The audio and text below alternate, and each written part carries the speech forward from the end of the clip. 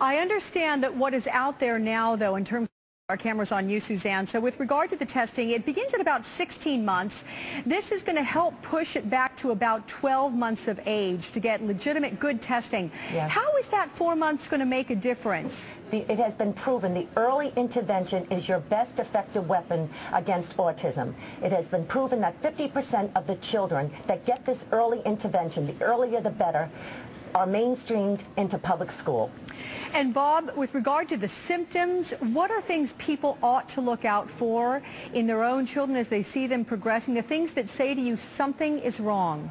Well, it's communication. It's the inability to speak, or if you lose speech, the inability to communicate, to focus. Children tend to drift off. They become self-absorbed in other activities. It's very noticeable. When our grandson was not diagnosed early enough, and even though he was seeing a good pediatric group, they just kept pushing him off and saying, well, this is just one of those things that happens to boys. Well, that one of those things is now it's a major, his life has changed dramatically as a result of this. And Suzanne, is there a difference in terms of the numbers of little boys that are affected by autism versus little girls? So it does predominantly strike boys more? Oh yes, this is 4 to 1. This is 1 in 104 boys. 1 in 104 boys. 1 in 104 boys are affected by autism. We had a beautifully developing little boy. He lost his speech, he lost his potty training, and he was diagnosed with autism, I would say 7 months too late. But did you, as a grandmother, when you went over that precious grandson of yours, could you tell there was something wrong? Was he not doing the babbling, the speak? No, he spoke. He had a fabulous vocabulary. I mean, he would run into my arms and say, Mama, I love you. We would go down, he would name all the trucks. We'd go to the fire department, police department. I mean, he was extremely verbal. And in a period of 2 months, kept losing his vocabulary. And the excuse was because a baby had just been born and they had moved, and that he was a boy. Well, in the day of the autism epidemic, that's not allowed. And Bob, with regard to Autism Speaks, which you and Suzanne launched about 2 hours ago, how pleased are you with its progress? 2 years ago. It's been a really packed 2 hours, huh? But 2 years ago. How pleased are you with the progress, Bob? Well, I mean, this is not something we wanted to do. We were drafted into this event. It's been a great when you go and explain to people that this is the most significant childhood developmental disorder in the nation, that it's more prevalent than most all of the diseases that we know that children can get combined. People stand up and they listen and they say, I can't believe it, I didn't understand that. And then when they find out exactly what it does and how it works, they want to do something. So that's what we've mobilized. We started out, though, with the enormous support of Bernie Marcus, the co-founder of Home Depot, who'd been working in this area for 10 years. And he came to me and he said, if you're going to do something, I'm going to help you. I'm going to tell you about all my experiences, and we're going to have to really create some awareness. And that's what we've done, and that's why we've been, able to do as much as we've been able to do. Well, some 2 hours ago, the House is in agreement with you and your efforts. $945 million passed over 5 years. Senate takes it up tomorrow. Let's hope that you all get an early holiday gift with the president signing this legislation. That would be wonderful. That would be so great. Autism is speaking, and finally the world is listening, Alex. And we would applaud all of those efforts by the president as well. Thank you so much. Thank you. Bob and Suzanne Wright. Tremendous. Going down the rabbit hole, going down the rabbit hole, going down the rabbit hole, down, down, down, down, down.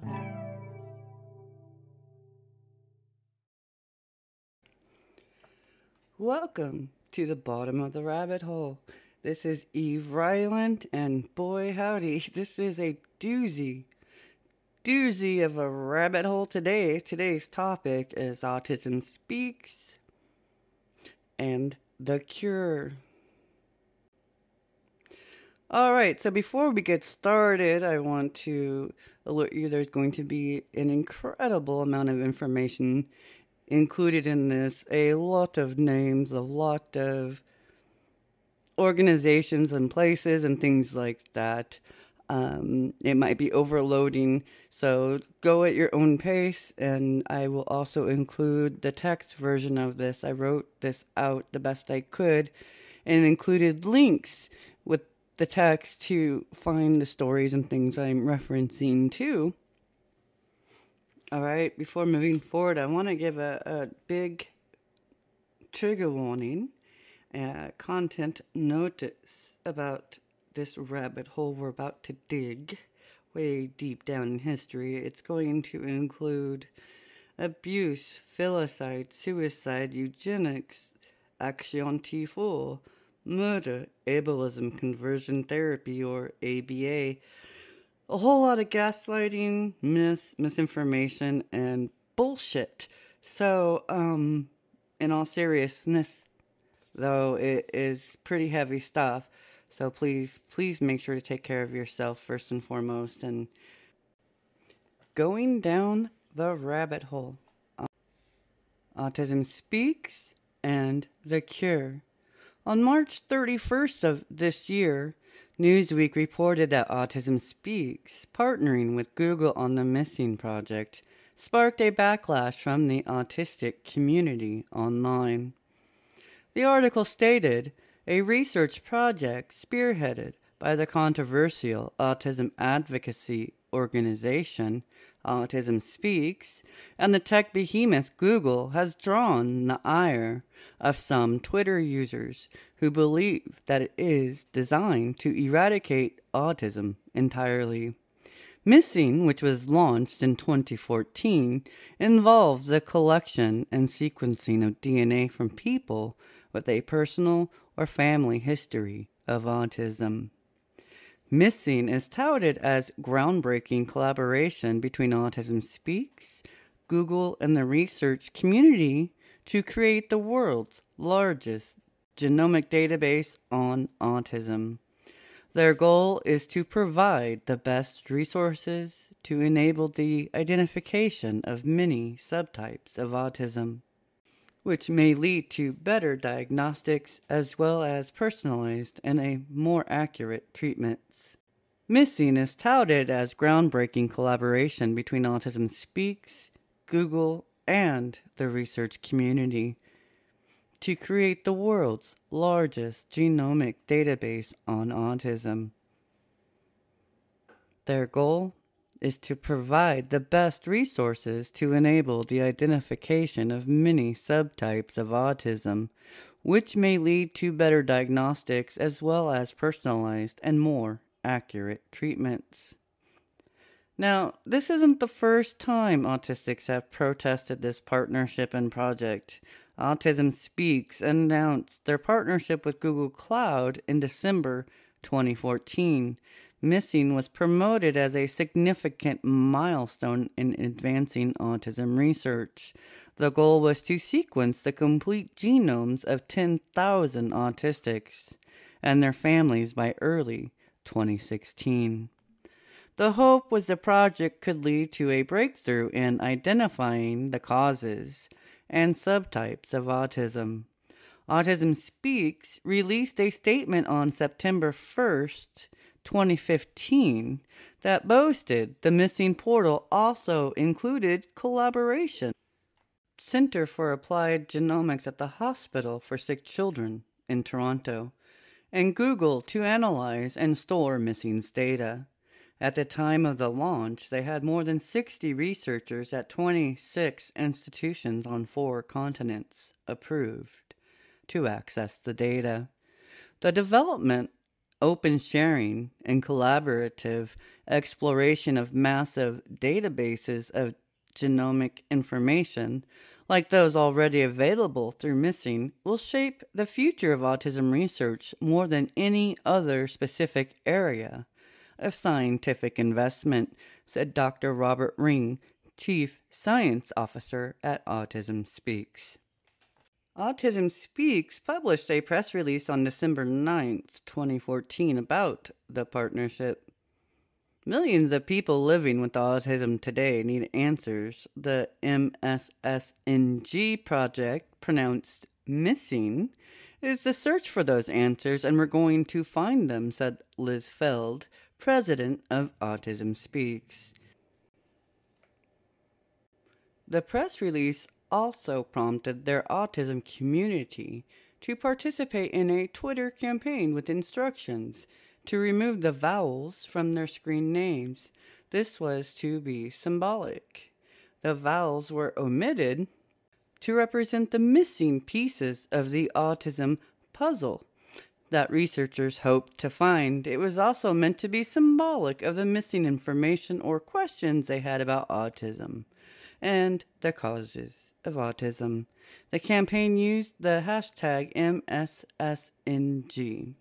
In response, the Autistic Self-Advocacy Network, ASAN, put out a call to autistics to protest the Autism Speaks Twitter campaign with "We are hashtag not missing NOTMSSNG." One of the example tweets stated, "How about research into supports and services instead of elimination and cure? Hashtag not missing, hashtag missing." This protest was an attempt to be heard by Google and have autistic lives respected and valued by the company. Google ignored autistics. Once again, the autism community roared over the voices of the autistic community. The Missing Project was originally known as the 10,000 Genomes Project, or AUT10K, spelled AUT10K. As stated in an Autism Speaks press release, June 10, 2014, Autism Speaks, the world's leading autism science and advocacy organization, today announced a collaboration with Google to develop the world's largest database of genomic sequence information on individuals with autism spectrum disorder, ASD, and their family members. The collaboration represents a significant milestone in advancing genomic research of the disorder and could lead to breakthroughs in the causes, subtypes, and better diagnosis and treatment for ASD. The Autism Speaks 10,000 Genomes Project, AUT10K, is valued at $50 million. The name AUT10K shocked and angered many autistics. Either Autism Speaks made a giant blunder due to their lack of connection to the autistic community, or they knew exactly what they were doing when they named their genetics project so similarly to Action T4, a euthanasia program authorized by Hitler to exterminate disabled children and people. At least 300,000 disabled children were murdered between 1939 and 1945. Nazis held the belief that those who could not work were useless eaters. They were life unworthy of life and a burden on their communities. This burden of people would make Germany weak because of the expense to care for them. Parents were instructed to send their disabled child to an institution. Later, they had received notice that their child died from natural causes. These were not natural deaths. These children died by gassing, injection, or starvation, and their death was considered a mercy killing. Essentially, the children were considered better off dead than disabled. Hans Asperger, a pioneer of autism research, was the first person to use the word autistic in relation to 4 children in his practice back in 1944. While his research with autism is now known, what we also know now is that Asperger also referred children to the Spiegelgrund, knowing the children would be killed. Before death, some of these children would be used cruelly as experiments. At least 789 children died at this Vienna children's clinic. The mass extermination of disabled children and people was the predecessor of the Nazis' final solution. The final solution was the Nazi policy of exterminating European Jews, and resulted in the Holocaust with 6 million being murdered. Autistics' concerns about the program and name were minimized, brushed off, or ignored. However, by December of 2014, Autism Speaks no longer referred to the project as Aut10K. Now, it's well known in the autistic community that the cure for autism is the same cure society has for Down syndrome. This cure is the prevention of birth based on autism risk during pregnancy. The other cure or recovery Autism Speaks refers to is applied behavioral analysis, ABA, also known as autistic conversion therapy. And yes, this is the same gay conversion therapy that is being banned in many states in the United States. ABA is incredibly abusive, and recovery is a very profitable myth that autistics are currently fighting worldwide. Suzanne Wright, one of the founders of Autism Speaks, had spoke about autism as a burden the world just couldn't afford in the media and at speeches many times. She spoke about an autism epidemic and generations of children being left behind. No country can afford 2% of its boys. That's not going to make it. We have to do something about it. Suzanne Wright's goal was to cure autism within a generation. John Shestak, a founder of Cure Autism Now, said this of the Wrights on the first anniversary of Autism Speaks. They've raised an unheard amount of money, and I believe they will provide leadership for years that will make autism a household word, and then ultimately make autism a word we only see in history books. The autism cure was a goal that has been stated by the founders of Autism Speaks and the founders of the organizations like CAN they merged with for decades. So recently, when Tom Frazier, Chief Science Officer of Autism Speaks, told Newsweek that Autistics aren't understanding the missing project correctly, he was boldly disingenuous. Frazier completely skipped over the cure history, minimized Autistics' concerns, ignored questions, bypassed transparency, and stuck to the Autism Speaks talking points. This is typical of Autism Speaks board members and representatives. Frazier also dismissed Autistics' concerns about gene editing with CRISPR. There's this sort of misconception that somehow the missing project is about finding an autism gene and then doing gene therapy to get rid of autism. That is a very, very bad misconception, I would say, of the project. The project really is about trying to understand the biology of people with autism so that we can identify the kinds of interventions and supports they might need, he said. That Frazier refers to Autistics as having a bad misconception of the project and dismisses the backlash is outright ludicrous.